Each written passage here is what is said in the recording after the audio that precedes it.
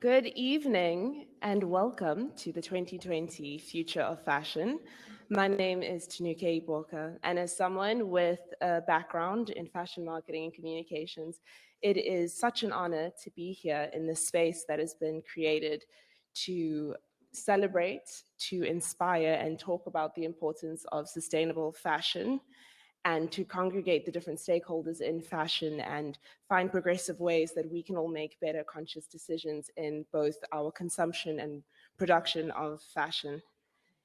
With an event like this, I think we're all kind of aware of the fact that both, African leaders and nations alike have kind of set an intention to look at the growth and development of textile industries, clothing production within their different nations and with the continent as a whole.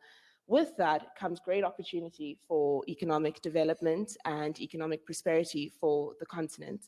But at the same time comes a responsibility for us to make this progression and development sustainable, because as a continent, we have incredible natural resource and we have to make sure that we protect that.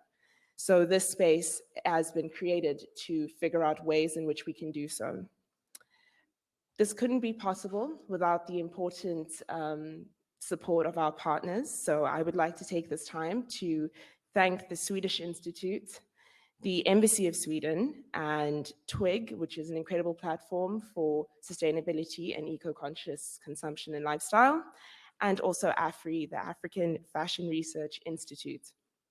There's a saying in South Africa, which is umuntu ngumuntu ngabantu, which means that a person is who they are because of other people.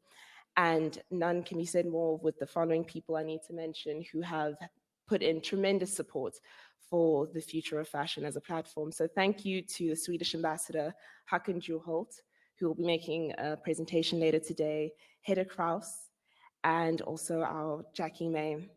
This wouldn't be possible without you. This year, we have quite a few people joining us physically, but we also have at least 250 people joining us virtually from about 17 different countries. So thank you so much for taking the time out of your day to really participate on this platform and just learn and be inspired. And I hope that the things you learn today, the things you learn tomorrow, and through the masterclasses that we had yesterday, affect positive change in not only your consumption of fashion, but also in your day-to-day business, whether you are involved in fashion or not. I think when we talk about fashion stakeholders, people feel like it's only people who work directly with the fashion product. But because we're all sitting here and we all have clothing on our backs, it means we are all stakeholders in fashion because we all consume fashion. So we all have the incentive to be conscious about sustainability and eco-conscious decision-making. Now, before we get started, there is some housekeeping. I just need to make you all aware of, the COVID-19 protocol. So try to keep your masks on and be aware of social distancing. And to those that weren't aware, in terms of the ones that are here physically, there is a bathroom over on that side, on the door on the left. And there is a photo booth right to my right, which would be your left. If you do get some great content tonight, make sure to use the hashtag #FutureOfFashionSA so that we can start a dialogue both physically and online. And in terms of today, this is our first day of our event, but we did have some initiatives yesterday when we had the online masterclasses where we had some incredible designers and people who were discussing different topics around sustainability and ethics and diversity. So if you didn't get a chance to tune in live, those will be uploaded on the Future of Fashion website. And I really do implore you all to have a look at that. And then tomorrow we'll have some amazing key speakers who will further unpack the topic of sustainability, one of them being the founder of Lagos Fashion Week. So there are some really interesting people that we'd love you to come in and enjoy. In terms of today, we will have a welcome address by an important guest, and then the premiere of a locally produced fashion film. Finally, the TWIG Sustainable Fashion Awards and the Fashion Designer Exposition, which I hope you guys will stick around to enjoy because it will be thrilling. With that being said, I would like to introduce our first speaker. He is, we're very honored to have him. He's not here physically, but we're honored to have him as a part of our program. He supported the future of fashion as a platform. It is the Swedish ambassador Hakan Juholt with an impressive CV, including items such as being a part of the Swedish Parliament, and the numerous committees within that, being advisor to the Minister of Defense, ambassador to Sweden in Iceland, and the chairman of the Social Democratic Party of Sweden. And now he works as the ambassador of Sweden to South Africa. So we're very honored to have him, and I'd like to hand it over to him.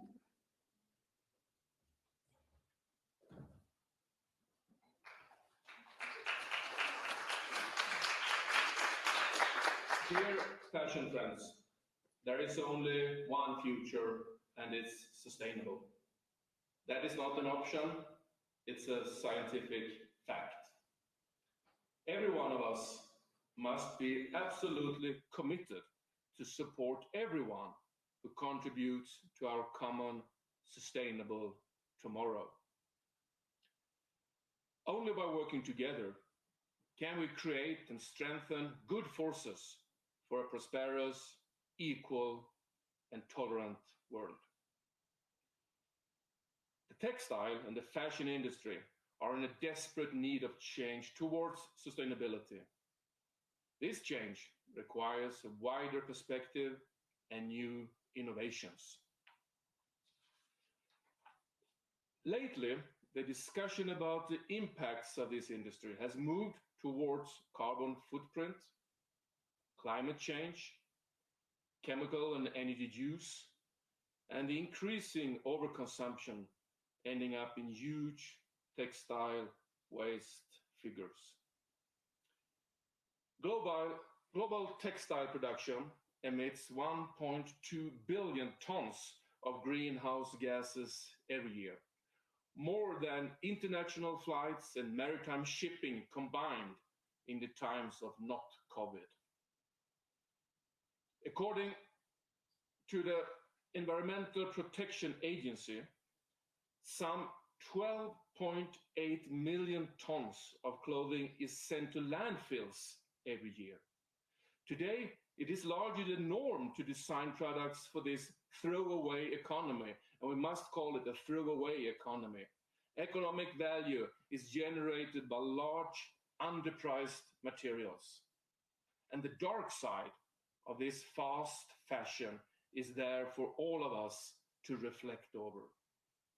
Many fast fashion brands manufacture low cost, low quality apparel in factories with questionable working conditions, relying on workers who receive low pay. The inexpensive materials used to create cheap garments are also laden with chemicals, full of chemicals. Sustainability has in our time now become a crucial emerging trend across many different sectors in just a few years. Sustainability marketed products drove more than half of the growth in the consumer packaged goods industry between 2015 and 2019, half of the growth. And the growing concern about sustainability is particularly prominent among younger generations. Thank God for that, because the younger generations is the future. And we see it in the engagements we have here with young designers and companies like Rewoven and in many other fields and sectors. And in the global north, the consumers' patterns are shifting radically towards sustainability. There is an enormous business opportunity for companies who can tap into this changing consumer behavior.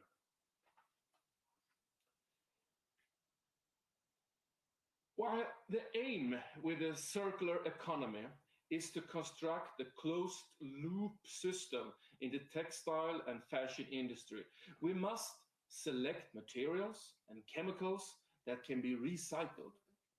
Recycling saves not only material resources and virgin materials, but also decreases the environmental impact of the industry. How can materials be reintroduced into the system with a circular flow? And how can waste be minimized and eliminated by design rather than being recycled through waste sorting. All products and materials designed and manufactured need to have a longer lifespan by either reusing or recycling their parts. One person's waste is another person's resource. Through waste, we actually reflect on our society, how we design, produce, and consume. This requires companies to change their business models and working methods to make them more circular. And legislation and political frameworks needs to be developed at the same speed as new production needs arise. Understanding the material flow of a product is the basis of making sustainable decisions, which have an impact on the entire life cycle and lifespan of the product, and thereby on the amount of waste it or we will generate to future generations. An effective solution is to already at an early stage of design process minimize the material consumption required for the creation of a product to reduce the material waste. Waste minimizing can be planned preventively before the waste is created to all, and it is environmentally preferable and more cost efficient than recycling. So we need wise politicians to make wise decisions. But the world leaders need also to know and realize that the greatest agents of change for the future are the companies and the consumers. A global change requires better products and services. Unless your product is both better and more sustainable than the next, you have no business in this new commercial landscape. A global change also needs to be inclusive and focus on what solutions are already at hand. How living sustainability is a question of equality, interest, and respect for existing knowledge and traditions. Companies need to give consumers an opportunity to make decisions that are better for the planet, while also being better and more convenient for us on a personal level. We need to be able to do both. Otherwise, we will not achieve any change. Sweden, my country, ranks highly when it comes to sustainability and innovation. This, in combination with our knowledge of textile and cellulose, puts us in the forefront of sustainability textiles. It is therefore incredibly inspiring to follow all the initiatives and the progress that is now happening globally for a more circular textile sector. Today, with this seminar, this conference, this cooperation, I feel like I have been invited to the future.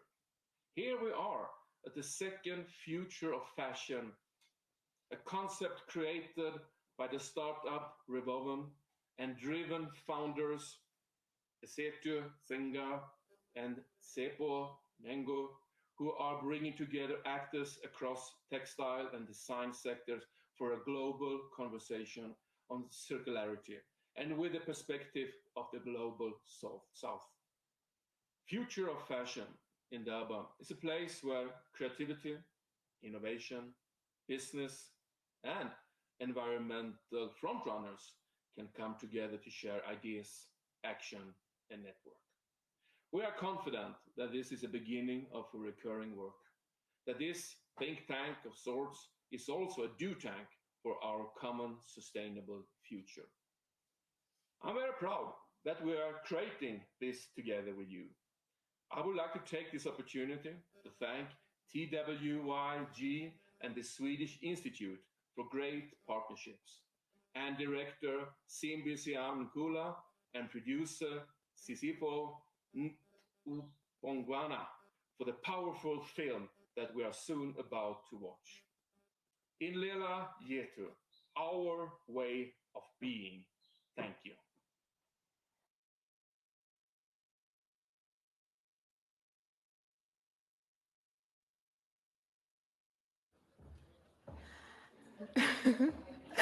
I believe what he stressed is kind of what we reiterated earlier, is that the idea of sustainability is an endeavor that we all have to take on, no matter what our role is within the industry, whether we're a producer or a consumer, which we all are. That being said, I'd like to introduce the comfort break, where we're all going to take 5 minutes to just go to the bathroom, get some food, and maybe take some photos. And remember to use the hashtag. Remember to observe all protocol, and we'll be back by 7:30 to reconvene and see the premiere of the incredible film we have lined up.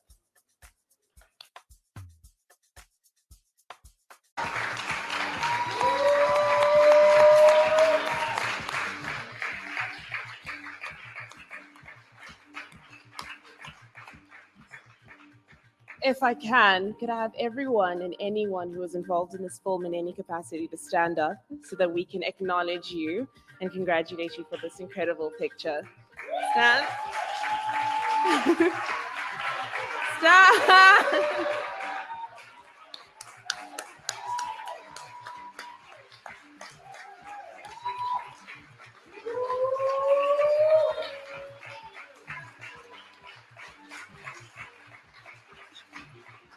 Well done. I'd like to now hand over the floor to Masego Morgan, who will be the chairman of the panel we're about to hold.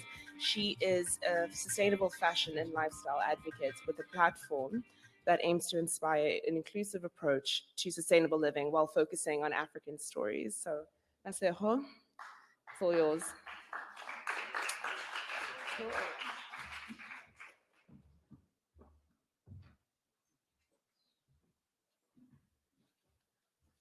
I'm very short, so this is a little bit.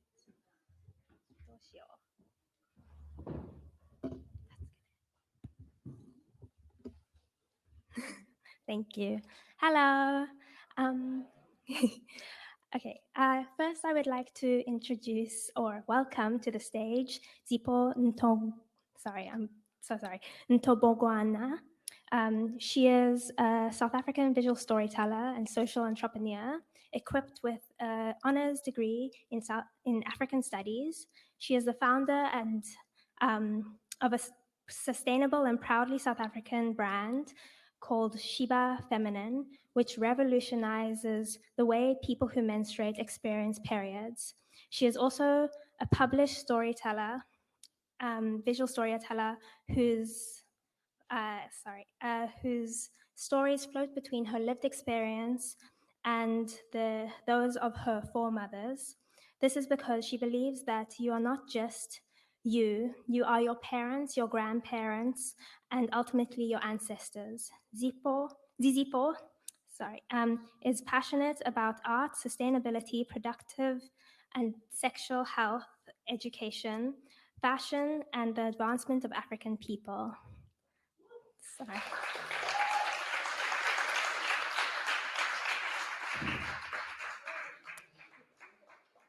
Welcome, Zizipo. Next, I would like to welcome, who is joining us, I think, virtually, Gogodineo Ndlazanzi. She is a celebrated Sangoma, spiritual teacher, life coach, and professional African storyteller, poet, writer, dancer, and facilitator. She recently founded the Gogo Dineo Ndlazanzi Institute of Spiritual Healing, where she trains healers and does public talks on the role of African indigenous knowledge in the 21st century. In her work, she aims to demystify the myths and stereotypes around African cultures and indigenous knowledge, which are often demonized in the Western culture. Welcome online.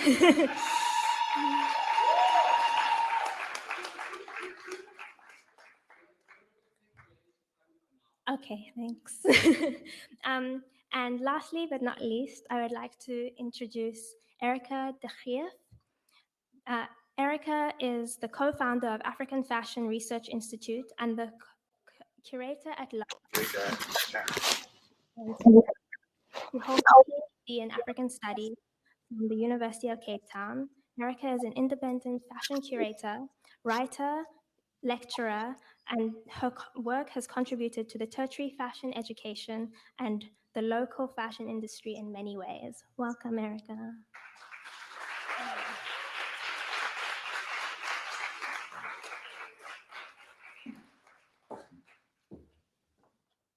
Okay.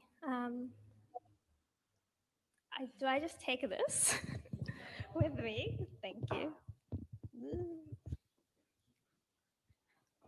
Hello. Hello? Okay, great. Thank you. Okay, so what a beautiful film that you created. Well done. And it's your first feature film? It is. Okay, so the overarching theme of sustainability is throughout the film, but you touch on different parts of sustainability and parts of society that climate change affects. For example, Black women and women of color. Can you elaborate on these themes and why you felt that they were important to emphasize in the film? So I think that we can all agree that climate change affects us all, right? But when we speak about climate change, like Lebone, like Mzianda, like Brendan, we think of the melting ice caps, we think of the polar bears. We don't think about the drought in the Eastern Cape. We don't think about the fact that when there are huge rains in Cape Town, places like Khayelitsha, Philippi, and Nyanga are left to their own devices. That is my issue. Like, yes, climate change affects us all, but it affects other people more than other people because some voices are heard and some voices aren't. And so what I wanted to do with this was to realize and make other people realize that there are politics in climate change. There are politics in sustainable living. It is layered. It's not just climate change. It's climate change for who matters, who doesn't matter. And so by trying to, you guys saw the story of Ndombi collecting water. That is, in the Eastern Cape, like where I live, that is still the reality if you don't have a tank. And so I think that, yes, we can sit here and talk about climate change, but who is climate change affecting the most? Oh my God. Well done. Okay, I would like to also ask who the target audience and what the message is that you're hoping to convey to them. If it's like, is it us or is it more broader? So I've been in the sustainable sort of industry for a while now through Sheba, and I realized that I was hearing the same voices. You know, when that happens, it kind of feels like some voices are more important than others and that there isn't a story to be told by other people. The story is always the same. And the assumption is that that story is universal to all of us, right? Like that sustainable living that looks like that, sustainable living that looks like that is universal. That's what sustainability looks like to all of us. And so the people that I'm targeting with this are the people that have iskaftina in their fridges. So the people that have used and continuously used the ice cream tubs and put them in their fridge, those are the people that I'm speaking to. I'm speaking to the people that use the net from the oranges. You know the orange nets? That's who I'm speaking to. And so I'm trying to say that you are part of this conversation, that you have always been sustainable. Sustainability isn't something that just looks one way. We have always been sustainable. This is us. And unfortunately, when we forget that, sustainability and climate change, like this conversation, affects our grandmothers at home. And so I think that we need to take on this conversation. We need to realize that when we go home and we slaughter, and like Pete said, like, right, I think that we have this idea that sustainability is like vegan, etc., etc., etc. When we go home and we slaughter, we use every part of that animal. That is sustainability to us. It doesn't just have one lens. And I think that sorry, that's what I was trying to say with this, that sustainability is not Euro-Western. We have always done this. This is our way of being. And I think that the other people that I'm trying to target is the people that then think that their idea of sustainability is the universal idea of sustainability. The people that think that when they look at laissez-faire are excessive, etc. I'm going to school you guys right now. You see laissez-faire and you think, oh, this is excessive, these are Western brands, etc. But do you know how fashion is political to them? Laissez-faire started when Congo was colonized, right? French Belgium. And so there was this hierarchy between how people express themselves in fashion. Colonizers came with these fashion brands, etc., etc., etc. And then people in places like DRC weren't able to afford those fashion brands, right? And so they then started to, little by little, buying just one piece and sharing it amongst themselves. To them, that is slow fashion. And so I think that we need to decolonize the way that we look at sustainability, the way that we look at slow fashion, and realize that just because it is one way in Cape Town and it's thrifting, if you go to Kantamanto Market in Ghana, like that is not sustainability, that is not slow fashion to them. Like thrifting is poverty to them, it's disempowering. And so we need to like decolonize and realize that beyond ourselves, there are other lived experiences. And so those are the people that I'm trying to speak to when we put this together. Like, those are the people. Thank you so much for saying that. And I think that would bring me to Gogo Ndineo. There's a San saying, the more you know, the less you need, which I feel both Haru Kusi, or Pete, and Anastina touch on in the film, when they talk about using the whole animal or reusing materials for other purposes. What is the significance of honoring the environment around us from an African indigenous knowledge perspective? So greetings, so Kamakuini lapho Cape Town, Thokozani. I just listened and what a powerful way to begin the conversation with that film. I think it's a great story to be told, and I always say to people, we need to give gratitude to COVID, because what COVID has taught us is to really deep look within, because what we have seen as what we needed has shown that it has really not served us. Western ways of doing things have been really limiting, and they've been serving a few and exploiting a few. Serving a few but exploiting the majority. And when I teach and I speak, I know that I create agitation and discomfort, and that's my intention, because if we don't get uncomfortable, then we are not propelled to change, because we need to change the way in which we are doing things in order for us to be sustainable. I like what the previous speaker spoke about. Sustainability has been a way of life. So now it's a term that is used because the modern way of life has taken away our way of life. Because when you look at how we as Africans revere nature, because we don't see ourselves separate from nature. We see ourselves as one with nature. And I like what Pete says when he says, we look at the trail, the food trails, and that can tell us if that animal is pregnant, that animal is sick, and therefore we cannot do anything. We can't take its life, because we do understand that actually you are offering of your life, to us, so that we can then consume you and have something to eat. So for me, it's that's the power that shows how we as African have always worked with nature. So we don't just take from nature for our own consumption, but we know that as we take from nature, we need to gift back to nature. And by gifting back to nature, we're replenishing Mother Earth. By replenishing Mother Earth, then Mother Earth has more to gift us as a people. Nature is our healer. Nature is our greatest teacher. So we work in harmony with nature. I mean, I speak for myself as Isangoma. I don't go into a natural space to exploit it, because I understand that the medicines in which I use reside in that sacred space. Even entering that sacred space, I enter with a prayer, because in it resides spirit. spirit which is creator, umvelingangi, ukamata, whatever that creator is to you. So when I'm entering that space, I pay my reference to it. I understand that this is a living entity. So as a human being, I don't come in it with a religious point of view that I have control and domination.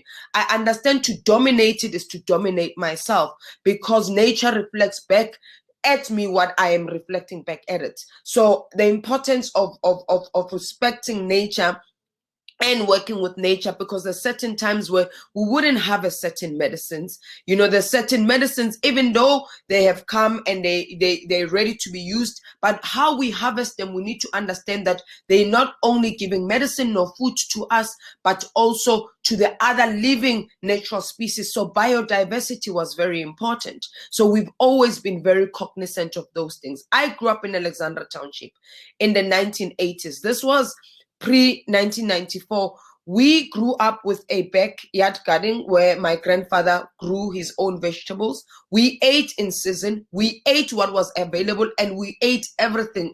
If we took the millet, we'd understand that we'd eat the millet plus, you know, the leaves of the millet will then be used for fire. Nothing was ever thrown away. Everything was reused in our culture. However, came, you know, the 90s, then that's what we as Africans saw as aspirational, because what marketing and advertising has done is that it you know, and these are all colonial constructs that we still live under, by the way, where we were shown that our ways of doing things was incorrect, or it was not modern. It's incorrect to assume that cultural practices do not evolve and are not modern. I mean, if we were not able to evolve and modernize ourselves, we would have not survived colonization. We would have not survived apartheid, you know, as Africans. So that clearly shows our ability to evolve and be in the modern times. So our ways of doing things have always been in the modern times, but understanding that as human beings, we are not separate from nature, because nature is our healer. When we go to fetch water, we speak before we come in, because in order for us to evoke the properties in which we're seeking from those natural spaces, whether that's the trees we're working with, whether that's the water we have to go collect at the river, whether it's a mountain we have to go pray to, every single thing that was in nature, we worked with it with respect. We wouldn't just take and salvage for our own consumption, and would know that when enough is enough, we've taken enough, we need to allow for Mother Nature to replenish and heal herself, because we as her children have taken from her. And I think that's what Corona has also taught us, how we have actually depleted the earth and just taken for our own consumption, even for things that we didn't need, because it wasn't really about poverty that we didn't get clothes all the time. It's because we got what we needed. So there's ways in which we as Africans have lived, but then when advertising came, we had those things called aspirational foods, aspirational clothing, whereas you don't understand that the beads your grandmother have passed on have a significance, because those are the beads that are going to help you with your physical elements, because they pass from one generation to the other. They carry healing properties.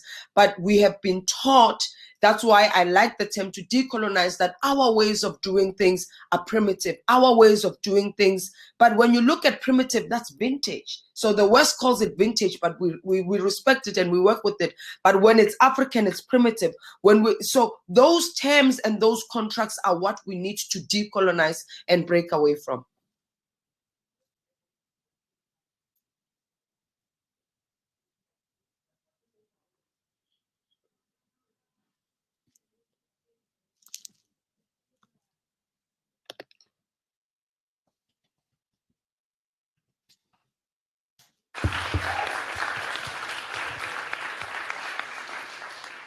Thank you so much. You touched on the fact that indigenous cultures and practices are depicted in the media as of the past or not progressive.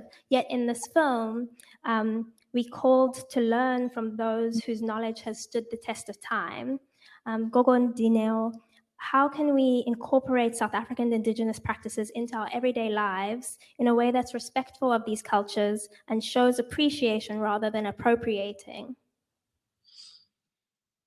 What I like about the film is that there's an element of respecting, because something in our culture, and this is what has been assumed by those who don't understand the way we do things. So there's something we call sacred. And I think when we tell stories, let's be respectful to the sacredness. And I want to unpack this because it's important for us to understand the difference between sacredness, secrecy, and privacy. So that which is sacred, by me not exposing it to the media or not telling it to the media, I am protecting the community. I am protecting the practice, because our culture always revolved around the collective. That's why I am, because you are umuntu ngumuntu ngabantu. And that concept is not only limited to the humans we are interacting with, it's the animals we work with. When we slaughter an animal, we don't kill it, we don't make a sacrifice, we are slaughtering. So there is a way in which we do that sacred practice that reveres the life of that animal, because we're understanding that your life is being taken away so life can be gifted to me. So we pay respect. That's why we can't waste it. So meaning we will wear the cloth either as is pandla, the goat skin around our wrist as a bangle or a bracelet, or put it as a mat in the room, because that's how much we are respectful, because we understand that you have given your life as an animal. So we're going to utilize, because we're not going to go and take. We're not going to slaughter every day, because, we knew that act would happen when there was a very important or a special occasion, whether it was in Belego, a naming or a rooting of a child ceremony, or a wedding, and so forth, because we also were not consumers of meat as Africans. The other notion is that we eat a lot of meat. We really didn't eat a lot of meat. We ate a lot of, vegetables and fruit. We ate from the earth. The other thing, there's also to sensationalize things, because we don't understand the sacredness of the practice. Then we think things are done in secret, and then we go tell stories that actually take us back to how we have been demonized, because we have not only been demonized by colonization, but we've also been demonized by religious practices that don't want to understand that we actually existed before religion. We understood creator before religion, so God can exist outside religious practices. So when people sensationalize things and want to dramatize certain things that we do to create an effect of impact, but that can make us lose the dignity and the integrity of the work that we do. So we are not being secretive, because secretive is when I'm wanting to hide something for myself. Africans are not about individuals, they're about the collective, as I alluded earlier on. So when I have done wrong, of course, I would want things to be a secret. Privacy is about what me and you have agreed, because we are in this particular relationship. So privacy would be what you see between a sangoma and a client that they're working with. So when we are telling stories, let's tell stories for enlightenment, for inspiration, for awakening, because Africa, our time is now. This has been a slogan. One of the most fashion line that has come over the years always said, Africa, our time is now. Indeed is now, because even when you look at Corona, the things that are treating the virus, except what we are being sold now, are things that were indigenous to our ancestors. These are the things we do. Ukuma. Now it's called steaming, and you can put menthol capsules. But these things are, the blue gum tree that we're using, umhlonyane, woodworm, these things we had. But because they were our own and they did not benefit the minority, because our things were not about minority, was the community needs to sustain itself with that very same thing that we call our own. It was always about the we, not just a few that can benefit from those things. So let's look at what's happening right now. Look at this right now. It's not a lot of places where you can invite an African spiritual healer to be part of a panel speaking about how do we decolonize fashion, what do we mean by slow fashions, because those things are not new to us. Like I said, these things have been in our ancestral lineage. It's just that we have been demonized. That's why we are finding ourselves struggling. You find people growing their own food, doing sustenance farming, and you tell them that that's poverty. We aspire now to buy at supermarkets, massively produce food, massively produce clothing. But the grandmothers that we used to see, my grandmother used to sew and knit things. But when I wore those things, or when you wore those things, it was a sign of poverty. So let's remember, because clothing is also energy. In us, everything carries energy. Are you conscious of the things that you're wearing? Do you know where they come from? Do you know who's made them? Some of you have allergies, or I'm allergic to certain things, but actually maybe it's not even that particular garment you're wearing. Is where does the garment come from? Who has made it? Everything carries energy. So be very mindful of what you're putting on, because you might be pulling an energy that is creating certain diseases that you are experiencing right now, because disease is what is not at ease, and everything to us as Africans speak, including fashion.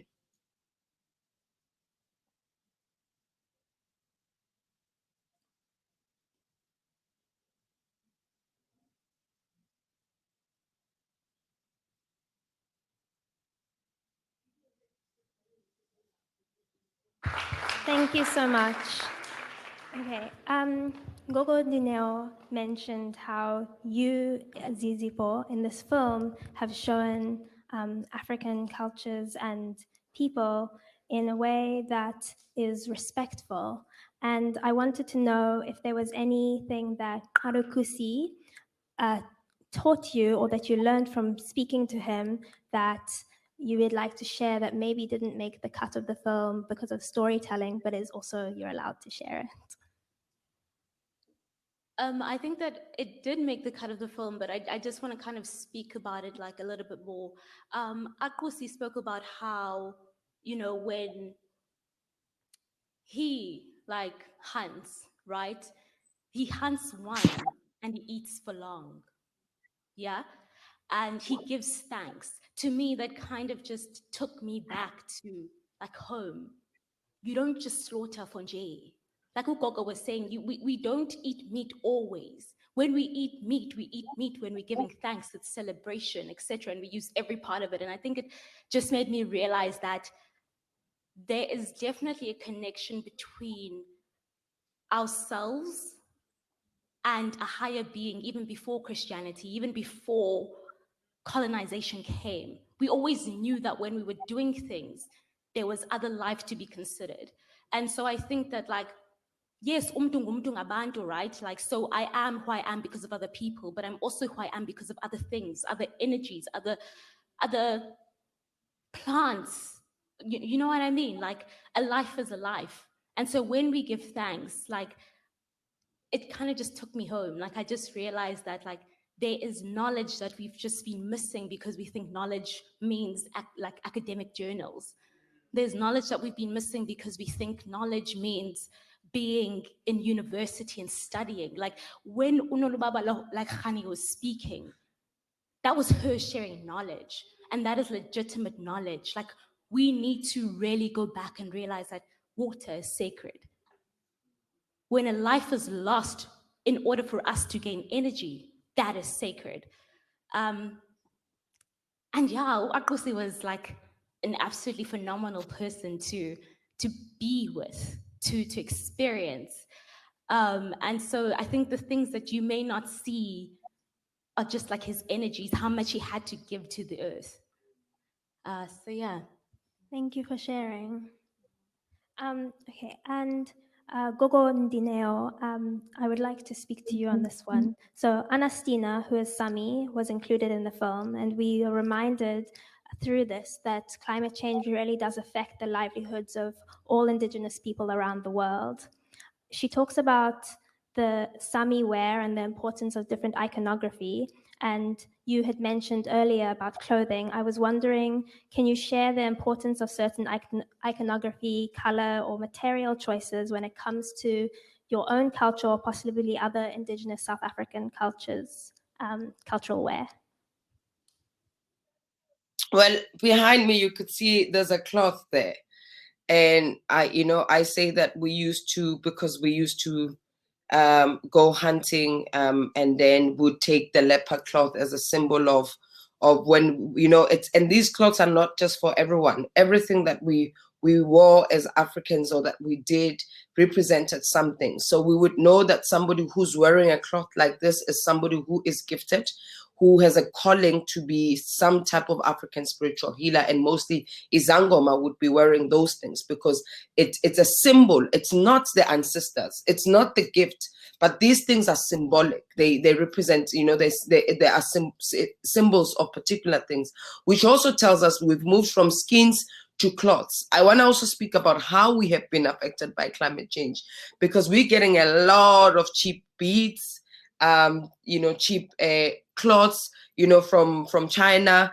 And like I said, you know, clothing also has energy, and we start to have allergies that we never really had as well. Or when you work with it, the energy of the cloth, because it's supposed to evoke some healing properties or some power, it doesn't do what it needs to do. So the work that we'll have to do behind the scenes, like how we, you know, they just alluded that the work you have to give to the earth. So there's a lot of work we need to give in order for us to be able to work with the materials that we have. But that also shows that our practices evolve. They always work with what is available, because we would love to go back to the time where we had real leopard skins and things, but you would have to go hunt one for yourself, because this, you know, by doing that, it would have shown that as a gifted person, you have a relationship with nature and the animals as well. So when you do that, it will be an agreement. So that would be a test of some sort that one would have to go through to show indeed that they're gifted and they are one with nature and the, you know, natural species that live in nature. Then you'd come back with that leopard skin. But we know that our animals are also endangered species. Beads as well, you know, not everybody, now we've got access to beads, everyone can wear beads, but beads were not worn by everyone. Kings and queens that ruled would wear particular garments that will symbolize, you know, their positioning in society, that will symbolize who they were in society. Angisho, like in Zulu as well, you'll say, Guti, this is what is worn by a maiden and this is what is worn by a woman. Those things were symbolic. So when you show up, we would know this is what you are telling us a story before you even open up your mouth. So when I'm showing up as beads now, you can't say everybody who wears beads is a sangoma, because beads are easily accessible, whereas before they were not accessible. They were only for the people who came from the royal family, because we didn't have beads. We didn't have all these glass beads. We imported them when we traded with the Arabs, because we were traders and we exchanged things, and they gave us beads, they gave us cloths. So they became our own as well. So that also shows that even in our ancient times, our ways of doing things have always been incorporating the global. We've been part of the global market. It's just that we have been told that we have not been, because it made it easy for us to believe a narrative that could put us at the bottom of the pyramid as Africans. So those are the things that we wear. I mean, I've got these, for example, that I'm wearing them. They called Maseka in Sepedi. They're also called Magunda in Venda. So these are also worn there's different ones worn by different people representing, you know, your positioning as well. But these ones I'm wearing because these represent my mother's ancestral lineage, because she also comes from a lineage of Izinyanga, Amaketla, herbalist, medicine people. And this is from my father's side, where there's beads, where there's Izangoma, and a lot of Izangoma do wear beads.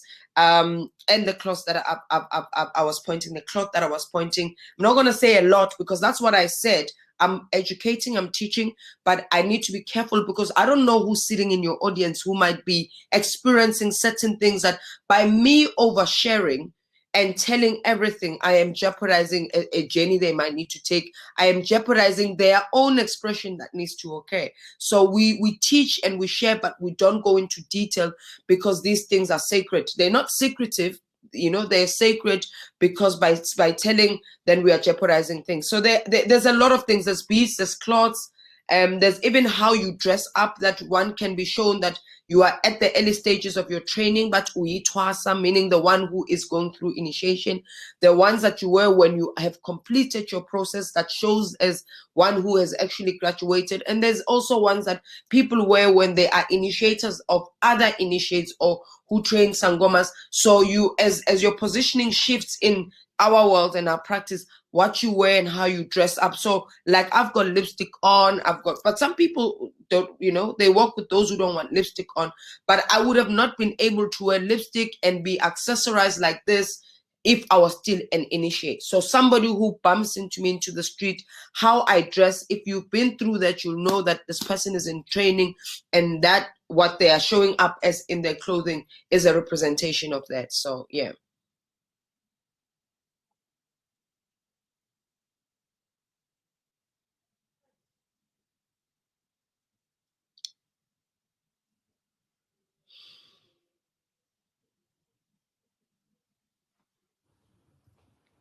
Thank you. I want to talk to you, Erica, about, so Gogo Dineo mentioned some of the different cultural practices, but some of them are sacred. But yesterday in the masterclass, you talked about bringing Indigenous practices into the fashions lexicon. And what did you mean by this? And how do you feel that this can be done in a way that is respectful? Wow. Thank you, Masero. Thank you, Zizi. Thank you, Gogo Daneo. I am quite honored to be sharing a platform with the kinds of types of wisdom that is being shared in the room. And so I'm really honored to be part of contributing to this conversation. And I think we're sitting in quite a difficult space. I think we're working with an idea that is so huge and so cemented in everybody's minds, that is fashion. And what is it? I mean, every single one of you in the room will have a different idea and a different history of it and a different application of it and a different projection of it. Like, where's it going in the future?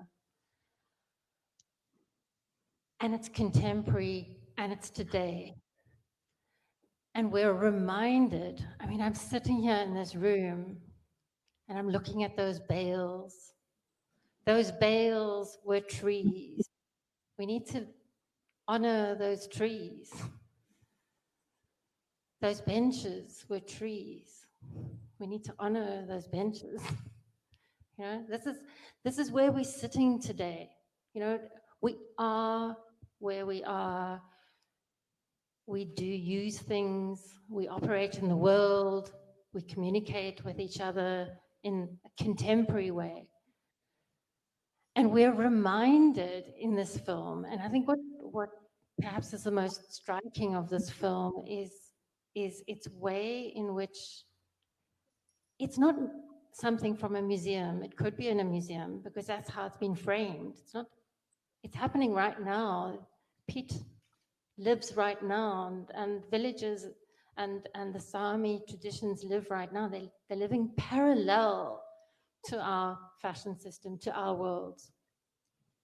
And so the big question, and it's sort of taken me a little while to get there, but I think the big question is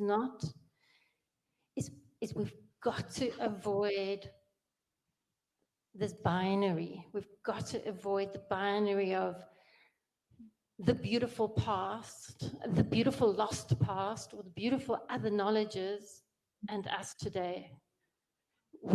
We've got to avoid that binary. We are in it together. And each and every single one of us can start to draw on our knowledges and bring them to the table, bring them to the fashion table. And so my work over many years has been in this fashion field, and I'm part of a research collective called the Research Collective for Decolonizing Fashion.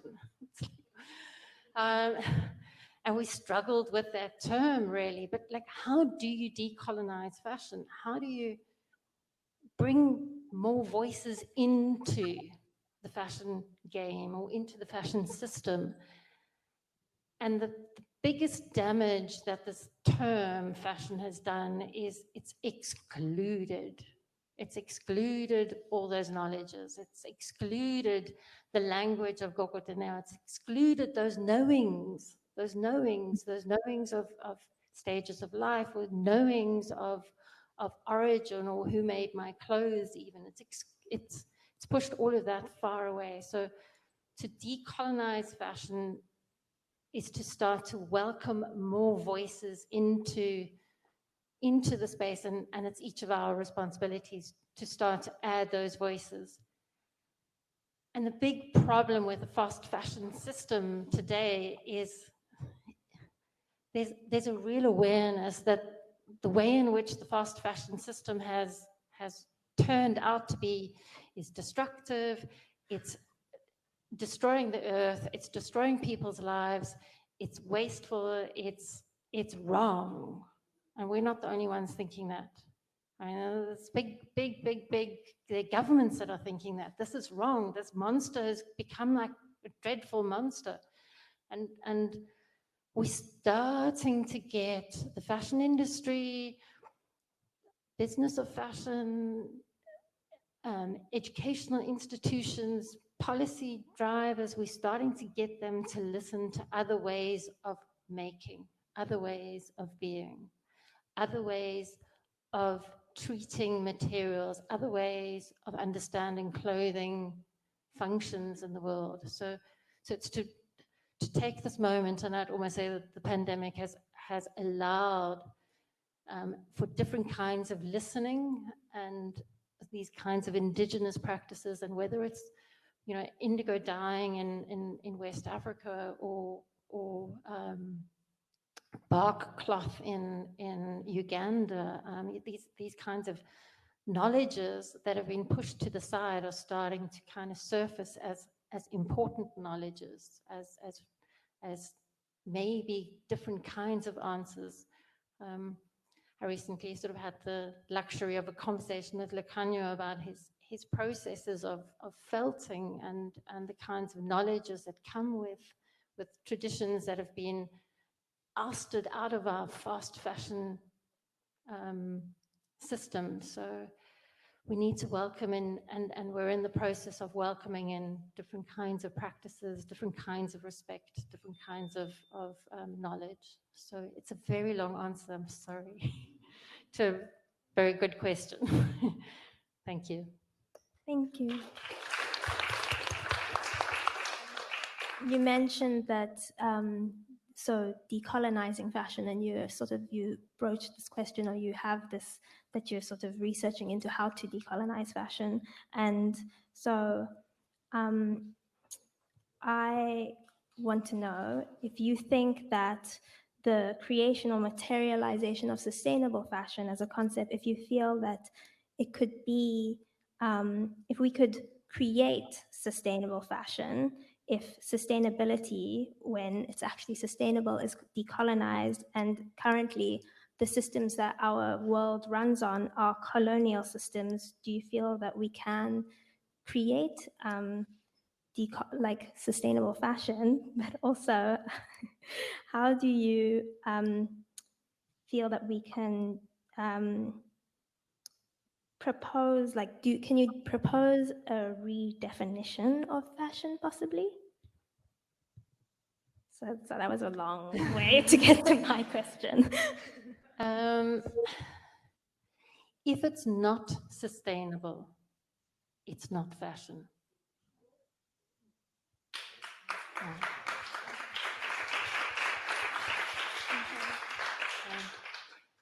So I think we've got to put that right at the beginning of everything. And I think the opening address also acknowledges this. Hakan also acknowledges sustainability is at the beginning, and if fashion is what it purports to be, cutting edge, at the front end of thinking, design is going to be the answer. Designers and design thinking and design, these are the answers. Fashion can be held responsible, and I think, yeah, if it's not sustainable, it's not fashion. I mean, everything you look at, if it's not sustainable, it's not fashion anymore. We got to change the definition of fashion, and we've got to absorb it in ourselves. I'm going to keep it short. Thank you. Zizipo, we started with you, and I think we're going to end with you too. In the film, you show fashion, as you said, dress and apparel in its many different purposes, as art on Brendan, Lebone, and Nzianda, as a form of protest on the climate activists, as a protection and heritage on the Sami and San people, and as a form of community with the Sapirs. I'd like to ask you something that you asked in the film. What is fashion to you? Hectic. So I think for me, fashion also kind of began as like an expression of self and just to kind of like be beyond like my body, if that makes sense. But I don't know, through this project, I've kind of realized that fashion is a lot more layered than that. It's not just myself, it's everything around me. Like it's as much as I am expressing myself, like Gogo said, this has energy. The person that has made it has put energy into it. And so it's not just myself, I'm also the people that have manufactured. You know what I mean? I'm also the politics surrounding it. I'm also the community, because fashion is also contextual. And so I think that, like, yes, it is an expression of self and manufacturing, et cetera, but it is also like everything that I think we showed in the film, the themes, it is also political. There's so much like to it. It's so layered as a conversation. And so, yes, it is self, but it is also everything else. It is also this. So yeah.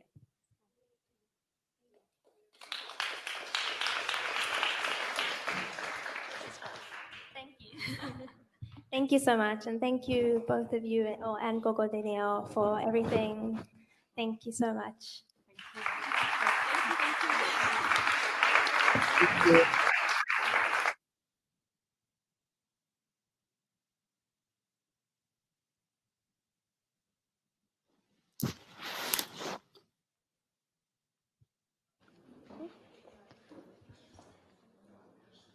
I mean, what an incredible panel discussion. Thank you so much to the participants. There was so much wealth of knowledge that I'm sure everyone has taken away something special from what we heard tonight. I think a big overarching theme that came out in the panel discussion, in the film, and in the ambassador's speech is just the idea that sustainability, the way we frame sustainability, is no longer something that we have to change into. It's not like a change for the future, but it needs to be reframed as a return to the past, a return to our way of being. So that was an incredible experience. And just as we close off this segment and get lead into the Twig Sustainable Fashion Awards, I just want to remind you all that there is still day 2 of this event where there'll be some interesting keynote speakers. And I really encourage you to carry on this conversation on social media and use the hashtags Future of Fashion, because I think what we've learned today is something that needs to be shared and continued and exposed to people that didn't have the opportunity to be here with us today. So if you could continue the conversation privately and through your social media, that would be a really important part of this whole process. And with that, I would just invite you all, we're going to take a break until about 9 o'clock when you all return to the Twig Sustainable Fashion Awards, which will be hosted by Jackie May. Thank you.